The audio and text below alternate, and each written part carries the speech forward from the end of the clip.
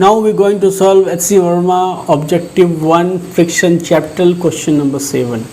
To cars, सवाल का statement समझिए कि दो कार्स हैं और दोनों कार्स का मासेस क्या unequal masses uses similar tyre. Similar tyre को समझिए. ये जो सिमिलर टायर है, टायर जो है सिमिलर टायर मतलब क्या है कि रोड एक ही है, टायर भी सिमिलर है, मतलब कोएफिशिएंट ऑफ फ्रिक्शन म्यू जो होगा वो दोनों के केस में क्या होगा, सेम है. ठीक है, तो सिमिलर टायर कहने का मतलब क्या है, देखिए कोएफिशिएंट ऑफ फ्रिक्शन आपका जो है सो दोनों बॉडी का प्रॉपर्टीज़ होता है. अगर रोड वही रहेगा और टायर को आप चेंज कर दोगे तो कोएफिशिएंट ऑफ फ्रिक्शन चेंज हो जाएगा, या आप रोड को चेंज करोगे टायर वही रहेगा तो भी कोएफिशिएंट ऑफ फ्रिक्शन चेंज करेगा.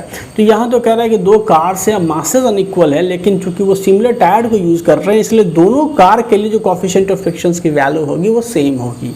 अब ये कह रहा है कि if they are moving at the same initial speed, if they are moving at same initial speed, जो उसका इनिशियल स्पीड u है वो दोनों सेम ही इनिशियल स्पीड से मूव कर रहा है, तो बताइए द मिनिमम स्टॉपिंग डिस्टेंस, कितने कम डिस्टेंस में दोनों कार रुक जाएगी, मतलब जब ब्रेक लगेगा तो दोनों कार कितने कम डिस्टेंस में रुक जाएगी.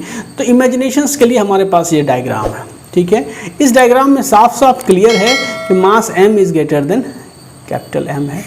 ठीक है, मतलब ये वाला मास जो है, ठीक है, ये मास ये जो कैपिटल M मास है वो ज़्यादा बड़ा है. दिख भी रहा होगा ये कार ज़्यादा बड़ा लग रहा है आपको.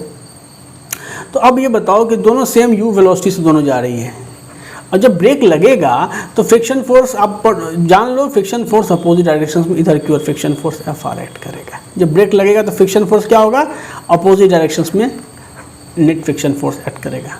तो एक चीज़ आपको समझ लेनी चाहिए कि ये जो फ्रिक्शन फोर्स के डायरेक्शंस है वो जब आप चूँकि कंप्लीट रोटेशन जब पढ़ोगे तो उसमें आपको और अच्छा से क्लियर होगा. हालांकि मैंने प्लान भी कर रखा है कि छोटा सा वीडियो में बनाऊं कि जब टायर बाइसाइकिल रुकती है टायर तो उस समय फ्रिक्शन फोर्स आगे वाले टायर पे और पीछे वाले टायर पे किस किस डायरेक्शंस में लगता है. फिलहाल अभी के लिए इतना ही है कि जब ब्रेक लगेगा तो फ्रिक्शन फोर्स बैकवर्ड डायरेक्शंस में दोनों पे लगेगा. इसमें मान लो Fr1 लगा, इस पर मान लो Fr2 लगा. तो ये फ्रिक्शन फोर्स ही अल्टीमेटली क्या है, डी एक्सेलरेटिंग फोर्स है, मतलब यही फोर्स रिस्पॉन्सिबल है उसको स्लो करने के लिए, और कोई फोर्सेस तो हॉरिजॉन्टल डायरेक्शन में लग नहीं रहा है. तो आप लिखोगे क्या चीज़ कि ये जो इसका जो मैक्सिमम वैल्यू है Fr का जो मैक्सिमम वैल्यू फ्रिक्शन फोर्स का वो स्टैटिक फ्रिक्शन है जो कि क्या है, म्यू टाइम्स ऑफ n होता है. तो आप लिख लो कि Fr1 की जो वैल्यू है, हम मैक्सिमम की बात कर रहे हैं, तो ये हो गया म्यू टाइम्स ऑफ n. और चूंकि ये कार क्या है, तो कार वर्टिकल इक्विलिब्रियम में है तो इसका वेट जो mg नीचे की ओर लग रहा होगा, ये नॉर्मल रिएक्शन फोर्स जो टायर दोनों टायर पर रिजल्टेंट नॉर्मल रिएक्शन फोर्स ऊपर की ओर लग रहा होगा n, तो n is equal to mg है. तो क्या n क्या हो गया, n is equal to small m into g. तो ये क्या आ गया, म्यू m इंटू यहाँ पे g, ये फ्रिक्शन फोर्स हो गया. तो डी एक्सेलरेटिंग फोर्स क्या हो जाएगा, m times of a is equal to mu mg.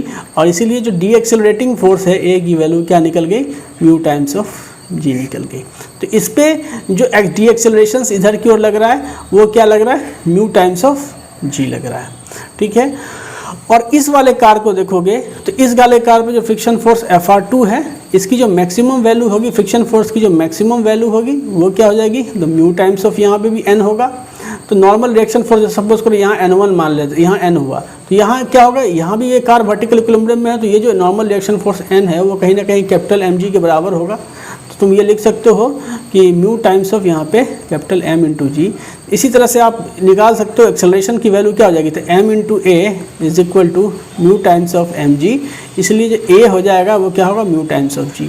तो दोनों केसेस में आप देख रहे हो क्या चीज़ की इनिशियल वेलोसिटी u ही है, यहाँ भी इनिशियल वेलोसिटी u है, डी एक्सेलरेशन सेम ही है.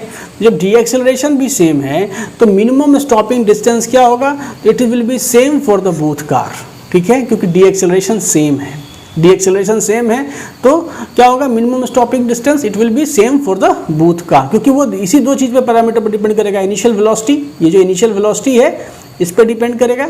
ठीक है, इनिशियल वेलोसिटी, और ये जो एक्सेलरेशन है, डी एक्सेलरेशन जो भी बोलो, इस पर डिपेंड करेगा. दोनों केस में सेम है तो minimum stopping distance for the both car will be same. हाँ, टायर्स अगर अलग अलग होते हैं तो कोएफिशिएंट ऑफ फ्रिक्शंस अलग अलग होता तो केसेस जो है बात जो है सो दूसरी हो जाती. तो कहीं ना कहीं आप देख सकते हो कि ये जो घटना हुई वो मास इंडिपेंडेंट घटना है. When the coefficient of friction will be different, तो चीज़ें थोड़ी सी